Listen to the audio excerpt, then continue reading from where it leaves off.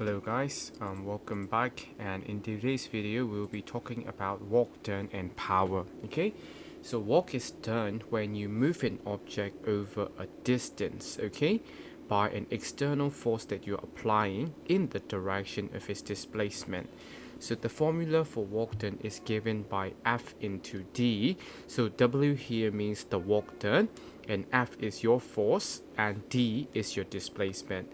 And that's why the units will be force is as usual, you know that it's newtons, and displacement will be given in meters, and the unit for work is joules. So in another way, we can say that to push, okay, something, okay, to push an object by using 1 Newton for 1 meter, you are doing 1 joule of work or 1 joule of energy. All right. Okay. So the energy, right, it is the ability for you to do any type of work. And then there are two types of energy in nature, okay? The first one is called the kinetic energy, and the second one is called the potential energy. So kinetic energy happens because of the motion, and potential energy happens because of the position. For example, when you're walking or falling or flying aeroplane or throwing a ball, right? So those are all kinetic energy because you're having motion. As long as you are moving or motion, that is your kinetic energy. So potential energy, the potential energy is the energy which is stored in a object because of its position or state, okay? For example, a dynamite, it has the potential to explode. A battery, it has a potential to charge. So a bow, when it is drawn, okay, this has a potential energy. When you lift something up, it also has a potential energy. So they depends on the relative position, electric charge, or internal stress. These are all potential energy, okay? Alright, let's take a look at kinetic energy more deeply. So kinetic energy is the energy an object has due to motion. The formula for it is given by Ke is equals to half mv squared. You will notice that because it has motion, right? We're talking about velocity here, okay? As usual, kinetic energy is the work done, so the unit for kinetic energy is simply joules. M is going to be in kilograms. Students often mistake it as grams. And V will be meters per second. For example, right, when Omni-Man is flying through the city, right, he has a motion, a speed. So he's producing kinetic energy right here. In the same way, when you're throwing a ball, right, the ball will have a velocity or motion. That's why this also has a kinetic energy. And when you're launching a rocket into space, the rocket is moving, right? So it has a velocity. So it is kinetic energy. So, but then there's one thing that you need to know about kinetic energy is that if your velocity is constant, right, your kinetic energy is also going to be constant. Alright, let's see in this GIF here, right? The Superman is flying in this direction, but he's not speeding up here, right? So although he's moving from, let's say, 0 meters to 100 meters to 200 meters, right? He's moving at constant velocity, okay? He's not accelerating. So when he has constant velocity, we can also say that he has a constant kinetic energy or constant work is being done, okay? Alright, so let's do one short example. Calculate the kinetic energy of a 68 kilogram person with a speed of 1.4. In other words, the kinetic energy of a typical person walking. So let's try to deduct some information here, okay? So the mass is 68 grams, 68 kilograms, we know about that. And he's moving at 1.4 meters per second. So it's asking us to find the kinetic energy. Ke is equals to question mark. So our kinetic energy is equals to half mv squared. This is your formula, okay? 1 by 2 into your mass is 68 into your velocity is 1.4, right? So this is 1.4 squared. Let's put it into calculator and you will get 66.64. Okay, so the unit for kinetic energy would be joules. All right. Okay, let's do another one, which is potential energy. So potential energy is the energy which is stored in an object because of its specific state or position. So what do I mean by that? Now we see that Omni-Man is just standing in the air, right? He's not flying around, he's just floating. So he's at this position, right? Which is, let's say, okay, let's say he's 10 meter above ground, right? But he does not have a velocity or a speed here. He's just standing there. But then he has a height, right? H. So this will be your H.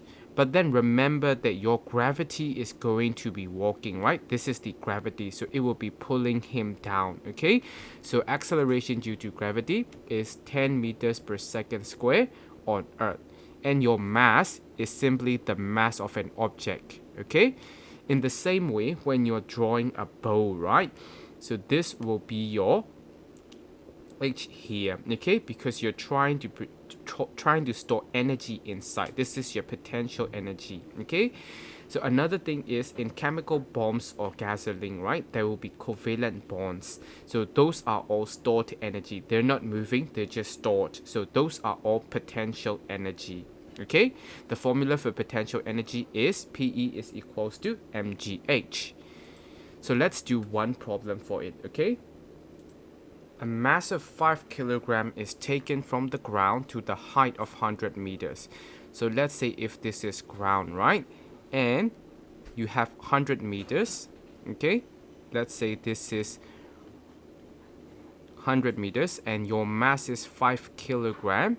Okay, it's asking you to find the potential energy. So potential energy is equals to mgh. Now I will show you why this needs to be in kilograms, okay? Because in exams you may be given, let's say, grams, right? You need to convert them into kilograms, okay? I'll show you why. Because mass, let's say, is 5 kilograms, right? So your G would be 10, okay? All right, so your G here should be 10 meters per second squared, okay? All right. And your height is 100 meters, okay? Only then when you calculate 5,000, okay? So your unit will be, let's say, kilogram meter squared per second squared, right? Only this will be equivalent to joules. Now I'll show you why here, okay? So this is unrelated, but it's good to know.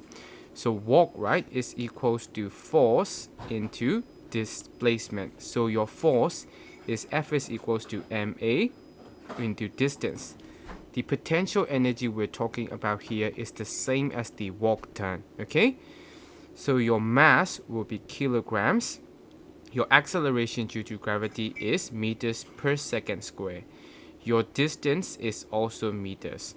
Only then you will get kilograms meter square per second square, which is equals to joules, okay?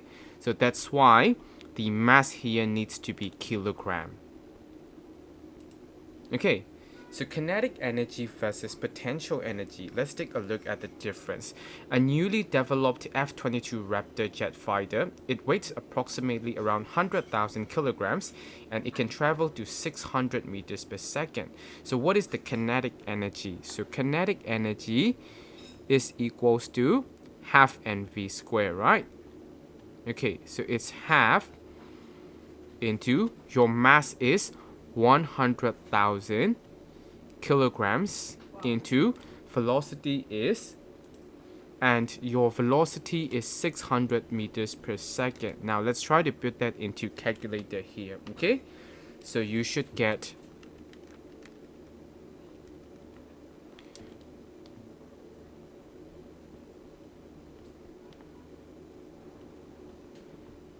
joules of energy, okay? Sorry, I missed out a zero here, okay? Alright, so if the jet fighter is traveling at a height of 10,000 meters, what would the potential be? So potential energy is equals to mgh, right? So your mass here is 100,000 kg your acceleration due to gravity is 10 and the height is 10,000 meters. Okay, so if you solve this is too many zeros, so I'm just gonna leave it be. You will get a joules here. So what I'm trying to say here is, if you have a ground here, right, and if your jet fighter is moving, it has a velocity, so from its motion, right, you will have kinetic energy. But just because it's above ground, right, it's at a specific position, so based on this height, you will be able to calculate its potential energy. Okay, so that's the difference between kinetic energy and the potential energy. All right, but let's just take a look at the concept here again. Okay, so if you have your total work done, right, that is equals to the sum of potential energy plus kinetic energy. So that's why the sum of the potential energy and kinetic energy is constant, but then each energy will transfer into another. For example, right, when a girl drops this ball onto the ground, right, the total work done here, if it is, let's say 50 joules, right, it will always be 50 joules. But your potential energy and kinetic energy will be different from time to time. So how does that work? Let's take a look at this. At time 1, right, T1, we don't have kinetic energy. Remember, potential energy is mgh, while kinetic energy is half mv squared. So when she has not dropped the ball yet, right? So kinetic energy is 0 because the v here is 0. And that's why the kinetic energy is 0 in the beginning.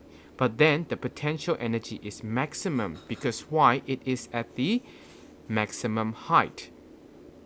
So she will start to drop the ball. So when she drops the ball, the potential energy will start to decrease. Why? Because the height is decreasing here, okay? And as it drops down, the ball will start to gain velocity here, okay? The ball will start to pick up speed here, and that's why your kinetic energy will start to slowly increase. Alright, so just before the ball touches the ground, right? Just before the ball touches the ground, the kinetic energy will be maximum here, okay? It will be maximum here. Why? Because it has reached the maximum velocity. While the potential energy here the h will become 0, right? At this very bottom place, this is h equals to 0 here.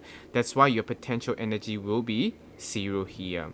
So you should know about this concept a lot, okay? So when an object is released, it loses the potential energy. Why? Because the gravity is pulling it down because of the gravitational force, but it will gain the kinetic energy because it is gaining velocity. But then again, you should definitely notice that your final energy or your total work done will always be the same, okay? It's just when PE is decreasing, KE will be increasing. Alright? So that's why this concept is used a lot in your problem solving. Okay? Potential energy at the top, T1 at time 1, right? It will be equal to the kinetic energy at the bottom, time 2. Okay? So this is at time 2, remember. You'll be using a lot of this concept. So if you don't really get it, okay, rewatch this tiny part again. So at the top of the fall, the potential energy is maximum, while the kinetic energy is 0. And at the end of the fall, right, just before the ball hits the ground, the potential energy is 0, while the kinetic energy is maximum. And this potential energy maximum will be equals to the kinetic energy at the bottom, which is also a maximum value. So you can pause this video to take a look at the GIF here, okay? So for example, right, when he starts to drop the dumbbell, okay, at the beginning, it has a high potential energy, okay? But then it's starting to drop. Why? Because the height is decreasing. The gravity is going to work on it, okay? That's why. But then you will notice that the kinetic energy is going to increase because as the dumbbell is going down, right, the velocity is increasing. and that's why the kinetic energy, which uses velocity in its formula, will increase. Okay, but they will end up as the same total mechanical energy at the end. All right. So, in this example, the potential energy at the top will be equals to the kinetic energy at the bottom. All right. So let's do this problem. Okay, if a coin is dropped from a height of 80 meters, how fast will it be traveling when it hits the ground? So you might be confused here because they don't give you the mass of the coin, okay? It's not given, but you don't actually need it. Because let's say, right, this is a ground and you have a coin here, okay? Which is at 80 meters.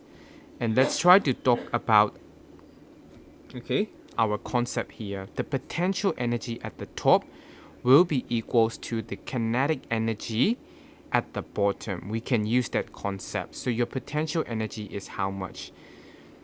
So your potential energy is mgh, right? We don't know about m, so we're just going to leave it be. Your g is going to be 10. Your h is going to be 80. So you will have 800 meters. All right, so when the coin is at the bottom, right, is when it almost touched the ground, is half mv squared. So as I told you before, your potential energy at the top, okay, is equals to your kinetic energy at the bottom. That's why PE will be equals to KE by conservation of energy. And that's why your potential energy is 800 m is equals to half mv squared. Since the mass of your coin will be the same, you can cross it out. When you want to find your v, it will be 2 into 800 square root. Put that in the calculator and then you will get 40 meter per second. Okay, notice how you didn't actually need to know the value of m here because you used the conservation of energy here. All right, very useful tip for your exams. All right, let's talk about the final topic, which is about power. Okay, so power is the rate of energy transfer or the rate of doing work. So we already learned that when you push something along a displacement, right, you will produce a joule. But then, how much work do you produce in a second or a minute? That is your power, and that is why the definition of power is the rate of energy transfer or the rate of doing work. So the formula for it is P is equals to W by T. So the W will be joules, T would be second, and power would be WATT watts. Okay, this is a capital letter P. All right. Okay, let's just take a look at this. During the powerhouse jab, Jerome runs up the stairs, elevating his 102 kilogram body a vertical distance of 2.29 meters in a time of 1.32 seconds at a constant speed. Determine the work done. Should be fairly easy for you. It is W is equals to F into D. So what is your force that he needs to carry? It's his weight, right? So F is equals to mg into D. So mass is 102, g is 10, and the displacement is 2.29 meters here, right? All right, put that into calculator and you will get, let's see, all right, 2,335.8. Your unit will be joule. All right, so determine the power generated by Jerome. So this will simply be P is equals to the rate of energy transfer, so it's W by T. Your W is 2335.8 divided by your time, which is 1.32 seconds. Okay, so your final answer should be 1769.5. What's your unit? Should be watts. So that is all for today's chapter on work, energy and power. Okay, so please do the practice video next. Bye bye.